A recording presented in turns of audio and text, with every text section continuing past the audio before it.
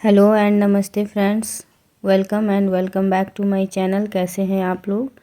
I hope सभी अच्छे ही होंगे। तो रोज़ की तरह कुछ अच्छे और यूज़फुल टिप्स लेकर आई हूँ आप लोगों के लिए, जो आपके कामों को आसान कर देगा और समय की भी बचत करेगा। तो बिना देरी किए हुए चलिए वीडियो को शुरू करते हैं। तो आज का जो सबसे पहला टिप्स है वो दूध से है। तो कभी कभी क्या ऐसा होता है ना कि हमारे यहाँ दूध ज़्यादा मात्रा में आ जाती है और फिर अचानक से कहीं बाहर जाने का प्लान हो जाता है 2 दिन या 3 दिन के लिए। फिर हमें टेंशन होता है कि इस दूध का हम क्या करें और दूध को किस तरीके से हम लोग सुरक्षित रखें, जिससे अगर हम 2-3 दिन के बाद जब वापस आए तो दूध बिल्कुल ही फ्रेश मिले। तो इसके लिए एक बहुत अच्छा सा यूज़फुल ट्रिक बता रही हूँ। आप क्या करें, दूध को पहले गरम कर ले। गरम करने के बाद उसे ठंडा कर ले और जब दूध पूरी अच्छी तरीके से ठंडा हो जाए तब आप उसमें 1 चुटकी मीठा सोडा, जो जिसे खाने वाला सोडा भी बोलते हैं, आप उसे उसमें दूध में मिक्स कर दें और चम्मच से अच्छी तरह से मिलाकर आप इसे रख दें। तो आपका दूध 3 से 4 दिन तक बिल्कुल भी ख़राब नहीं होगा। तो चलिए अब बढ़ जाते हैं अगले ट्रिक की ओर। तो अगले ट्रिक में मैं आपको एक ऐसा सॉल्यूशन बताऊंगी जिससे जो किचन की सफाई है वो बहुत ही आसान हो जाएगी, क्योंकि किचन में बहुत सारी चिकनाई जम जाती है। तो इसके लिए मैंने 1 कटोरे में शैम्पू ले लिया है। आप शैम्पू के जगह कंफर्ट भी ले सकते हैं। फिर मैं इसमें 1 चम्मच के बराबर डिटर्जेंट और हल्का गुनगुना पानी डालकर अच्छी तरीके से पानी में दोनों चीज़ों को अच्छी तरीके से मिक्स कर दिया है। अब मैं इसमें कपड़े डालकर और अच्छे से इस सॉल्यूशन से पूरे किचन की सफाई कर लूँगी। तो ये जो सॉल्यूशन है इससे क्या होता है ना कि जो भी किचन की जो गंदगी है, चिकनाई है, तेल वगैरह की जो चिकनाई हो जाती है वो बहुत ही आसानी से निकल जाती है। तो आप जब भी साफ़ करें तो आप कोशिश करें कपड़े को पूरी अच्छी तरीके से निचोड़ कर उसके बाद यूज करें। और इस तरीके से जहाँ भी चिकनाई हो आप उस एरिया को बहुत ही अच्छा से क्लीन कर सकते हैं।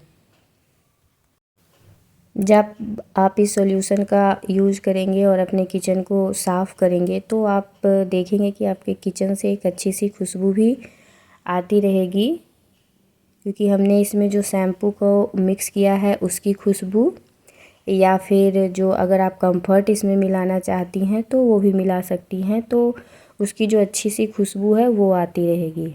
अब इस सॉल्यूशन से आप अपने पूरे किचन को अच्छी तरीके से, स्लैब को, गैस को और साफ़ कर सकते हैं और आपका जो किचन है वो बिल्कुल ही चमचमा जाएगा। तो एक बार आप इस सॉल्यूशन को बनाकर अपने किचन को ज़रूर साफ़ करें। वीक में एक बार ऐसा ज़रूर कर ले। और जो भी हमारा जो डब्बा वगैरह होता है ना किचन में, जो हम लोग रेगुलर यूज़ करते हैं, तो उसका भी आप इस तरीके से सप्ताह में एक बार इस तरीके का सॉल्यूशन बनाएं और सारे डब्बे को अच्छी तरीके से पोंछ लें। ऐसा करने से जो हमारा किचन है वो बिल्कुल ही साफ़ सुथरा रहता है और एक अच्छी सी खुशबू भी आती रहती है। उसके बाद जो ये बचा हुआ जो सॉल्यूशन है आप इसको सिंक में डाल दें। तो सिंक में जब आप डालेंगे ना तो उसकी जो बैड स्मेल वगैरह होगी वो सब सिंक से चली जाएगी। तो आई होप ये ट्रिक भी आप लोगों को पसंद आया होगा। तो चलिए अब देखते हैं अगला ट्रिक। तो अगला ट्रिक है एप्पल से।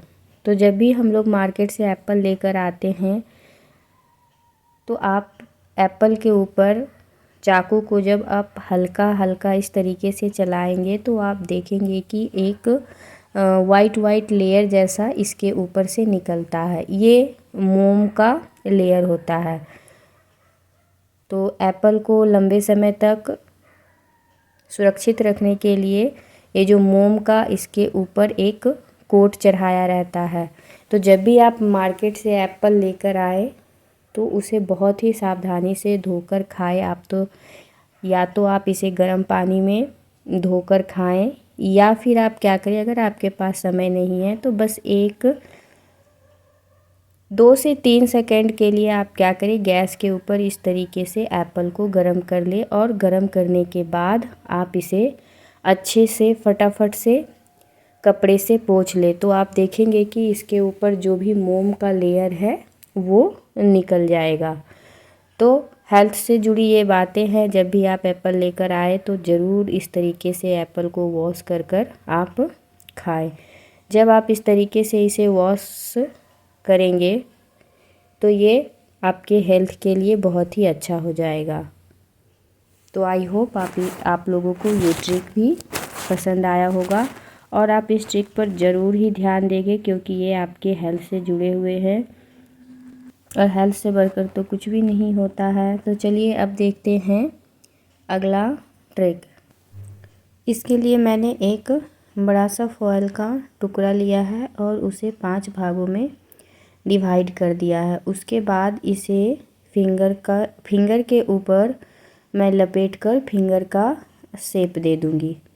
फॉयल पेपर का इस्तेमाल तो आपने बहुत ही किया होगा, लेकिन आपने कभी भी इस तरीके से फॉयल पेपर का इस्तेमाल कभी नहीं किया होगा। ये इस्तेमाल बिल्कुल ही हटकर है। तो जब मैं इन फॉयल पेपर को अच्छी तरीके से 5 फिंगर पर लगाकर उसके बाद फिर मैं इसे निकाल कर अलग रख दूंगी।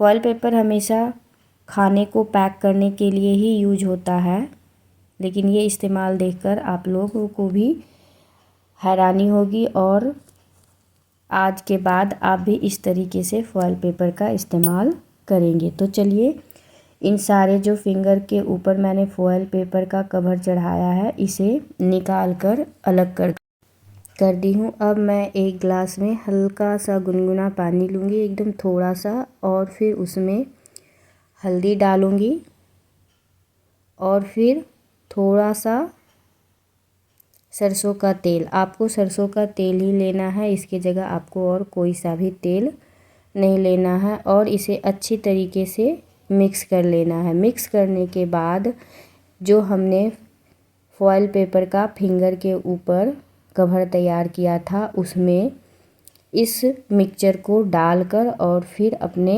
फिंगर में इसे लगा लेना है।